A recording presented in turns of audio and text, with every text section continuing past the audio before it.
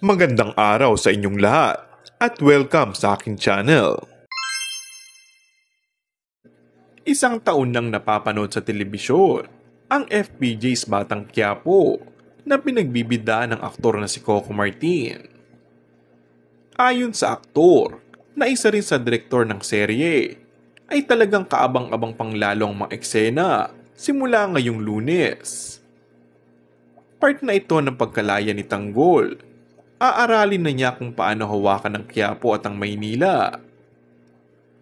Pagbabahagi pa ni Coco sa ABS-CBN News, ginagawa umano ng buong grupo ng Batang Quiapo ang lahat ng kanilang makakaya upang mas mapasaya pa ang mga manonood. The more na mahirap gawin, the more na tumatatak. Hindi uso sa amin na salitang putyo-putyo. The more na nahihirapan kami, the more na pinaghihirapan namin ang production o ang isang bagay na ginagawa namin. Yung fulfillment talagang pag pinapanood namin. Paano natin nagawa yun? Nakangiting kwento ng aktor at direktor.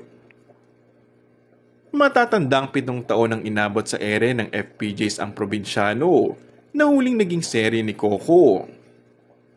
Hindi na umaasa ang aktor at direktor na mapapantayan o mahigitan nito ng FPJ's Batang Quiapo. Ibinahagi din ng aktor na magkakaroon ng maraming artista na papasok sa mga susunod pa na araw na sigurado ikakagulat ng lahat. Dagdag pa nito ay hindi daw talaga niya ine-expect na mauulit yun, yung 7 years. Hindi na ina-achieve kung ilang taon na aabuti ng Batang Quiapo. Basta hanggang gusto umano ng mga manonood at hanggang kailangan kami.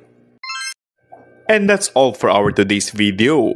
Kung bago ka lang sa aking channel ay mag-subscribe at pindutin na rin ang notification bell. Maraming salamat!